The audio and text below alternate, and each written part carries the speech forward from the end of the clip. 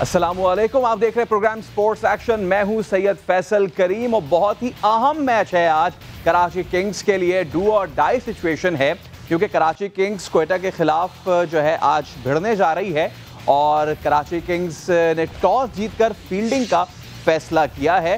Karachi Kings ने जो फैसला किया, अब देखते ये हैं कि क्या ये फैसला उनके लिए कारगर साबित होता है क्योंकि डू और डाई सिचुएशन है। तो कराची किंग्स ने टॉस जीत लिया है और बैटिंग का फैसला किया है और इक्वेशन अब बिल्कुल सीधी सीधी हो चुकी है और वो इक्वेशन ये है कि कराची किंग्स को ये जीतना है आज क्वेटा ग्लैडिएटर्स के खिलाफ, क्योंकि अगर कराची किंग्स ये मैच जीतता है तो वो प्लेऑफ में पहुंच जाएगा। यानी इसका मतलब यह है कि कराची हो जाएगा इन और लाहौर कलंदर्स हो जाएंगे आउट।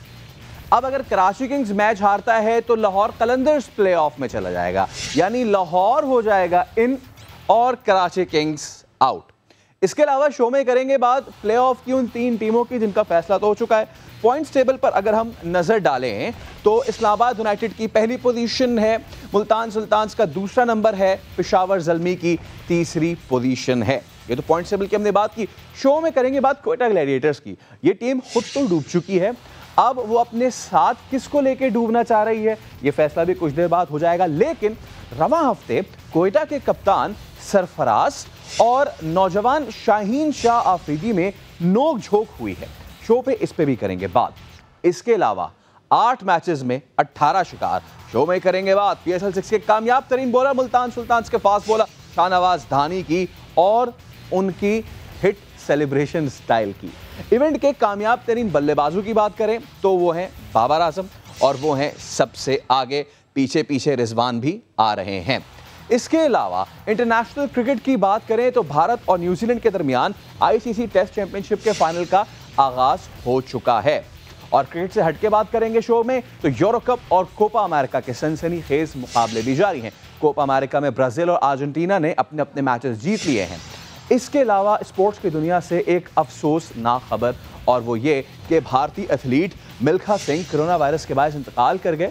मिल्खा सिंह ने एशियन गेम्स में 4 गोल्ड मेडल जीते थे। 1958 के कॉमनवेल्थ गेम्स में भी सोने का तमगा हासिल किया था और उनकी वजह शोहरत ये भी है कि 1960 में इन्हें पाकिस्तान के सदर जनरल अयूब ने फ्लाइंग सिख का खिताब दिया था। खेलों से जुड़ी मजीद खबरें टॉप स्टोरीज में।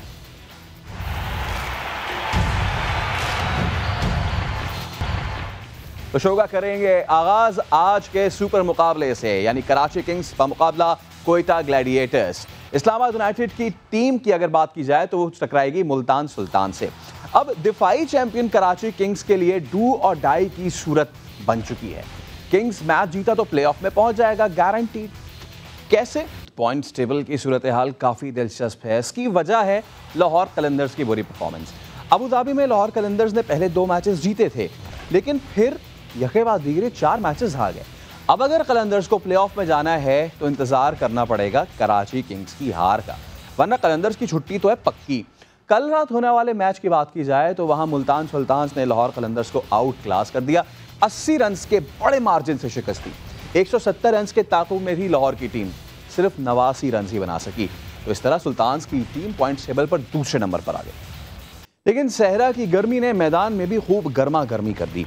क्वेटा ग्लैडिएटर्स और लाहौर कलंदर्स के दरमियान मैच हुआ और उसमें हुआ एक नाखुशगवार वाकया। शाहीन शाह आफरीदी ने बाउंसर कराया जो सरफराज के हेलमेट पर लगा।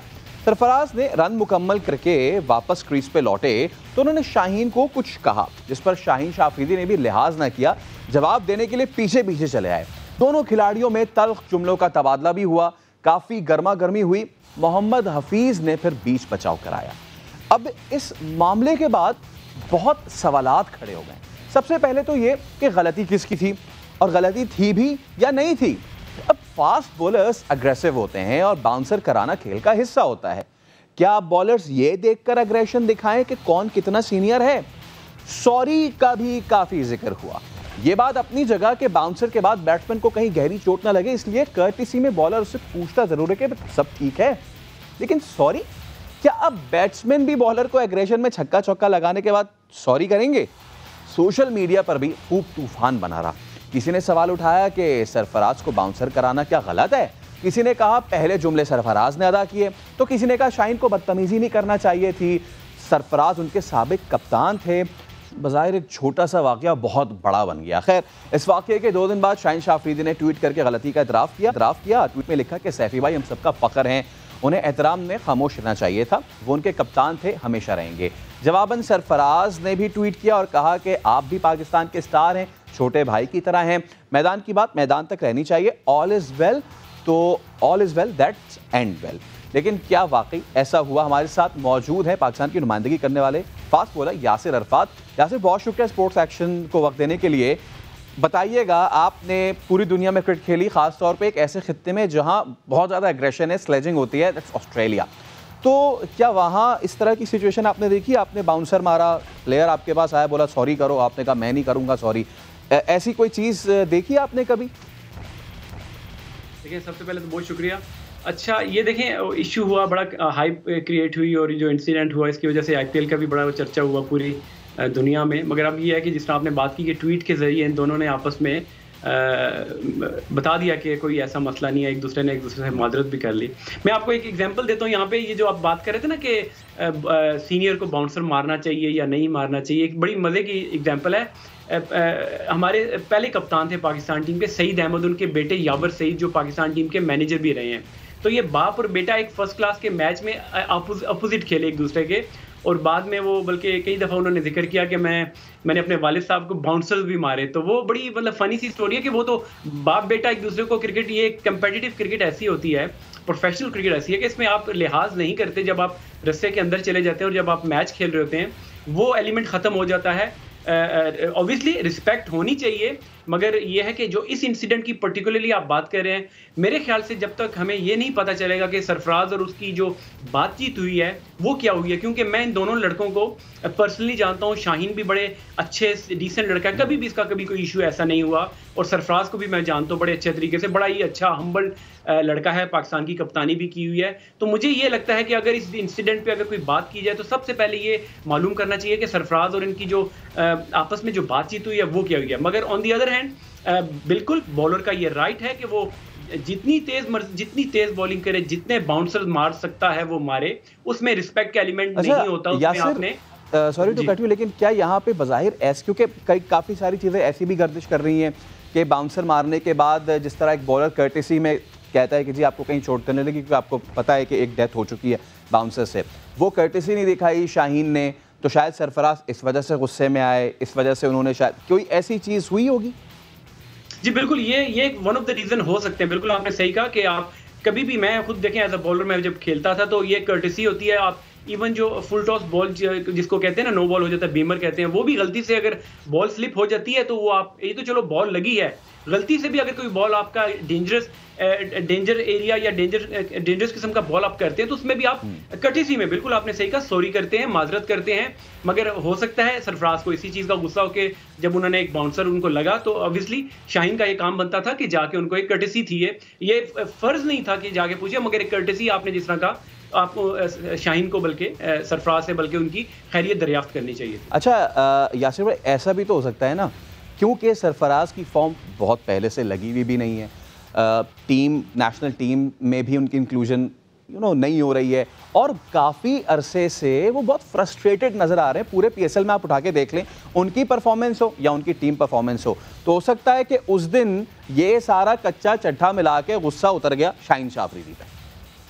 जी बिल्कुल, बहुत सी चीज़ें इस चीज़ में हुई, मिक्सचर एक किस्म का बन गया कि जो 2-3 साल से पाकिस्तान में सरफराज के साथ जो पाकिस्तान क्रिकेट बोर्ड का रवैया रहा है, सोशल मीडिया पे जिस तरह की ट्रोलिंग, उनको पिछले 2 सालों में जब से कप्तानी से हटे उनको सिर्फ 2 मैच मिले, एक इंग्लैंड सीरीज़ में जब ये आए और फिर साउथ अफ्रीका में इनको खिलाया। तो जिस तरह का रवैया पाकिस्तान क्रिकेट बोर्ड का एक साबिक कप्तान जो कि एक सक्सेसफुल पाकिस्तान का कप्तान रहा हो, उसके साथ जो रवैया रखा गया, तो डेफिनेटली ये चीज़ उनके जहन में है परफॉर्मेंस करने का, क्योंकि वो टीम में दोबारा आना चाहते हैं, जिसकी वजह से वो स्ट्रगल कर रहे हैं। उनकी टीम बहुत बुरे तरीके से स्ट्रगल कर रही है, तो ये भी बिल्कुल एक वन ऑफ द रीज़न है कि जो ये इस तरह का जो ये हादसा हुआ है। जी अच्छा, इस इशू को अगर देखा जाए, हमें आपको इस पूरे सीज़न में सरफराज में वो एनर्जी भी नज़र नहीं आई, चाहे वो कराची लेग हो चाहे वो अबू धाबी लेग हो। हमें वो एनर्जी नज़र नहीं आ रही, वो जाके बॉलर से बात करना, बार बार पंप करना, जब इवन ऑन द फील्ड भी जो है वो अपने बॉलर्स को, अपने फील्डर्स को बिल्कुल जो है वो खड़ा रखते थे कि जी आपने यहाँ से यहाँ मूव नहीं करना, ऐसे बॉल करनी, इधर बॉल गिराना है। सरफराज की चर्पी ने विकेट जो है उसको हमने मिसिंग देखा, हमने सरफराज की एनर्जी मिसिंग देखी। क्या वक्त आ गया है कि सरफराज जो है वो थोड़ा रेस्ट कर लें, क्योंकि उनकी जो एक फॉर्म भी नहीं लगी हुई, वो फ्रस्ट्रेटेड भी नजर, और अब फ्रस्ट्रेशन का ये आलम हो चुका है कि वो अपनी एनर्जी लूज करते जा रहे हैं। हम इस वक्त जो मनाजिर भी आप देख रहे हैं, वो जो शनवारी के साथ जिस तरह वो बात कर रहे थे, उसके बाद अपने स्पिनर्स के साथ, अपने फील्डर्स के साथ, वो सारी चीज़ें इतनी ज़्यादा फ्रस्ट्रेट हो गई कि सरफराज की एनर्जी भी ख़त्म होती जा रही है। तो क्या करना चाहिए सरफराज को इस फ्रस्ट्रेशन से बाहर निकलने के लिए? एज अ प्लेयर आप क्या सजेस्ट करेंगे? देखिए, बिल्कुल ये जो प्लेयर की अपनी जो परफॉर्मेंस होती है, टीम की तो परफॉर्मेंस होती है, बट एक अपनी पर्सनल जो परफॉर्मेंस है जिसकी वजह से सरफराज पे काफ़ी क्रिटिसिज्म हुआ, जिसकी वजह से टीम से उनको ड्रॉप भी किया गया कि जी सरफराज लेट आते हैं, ऊपर नहीं आते, परफॉर्मेंस नहीं करते। तो बैटिंग की मैं बात करूँ, कीपिंग उनकी अभी भी आपने साउथ अफ्रीका का जो मैच खेला, जिस तरह के उन्होंने कैचेज, उनका कॉन्फिडेंस जो था, वो जिस तरह बैक कर रहे थे, आपने मेंशन किया, और लड़कों को बैक उसमें कर रहे थे अच्छे तरीके से।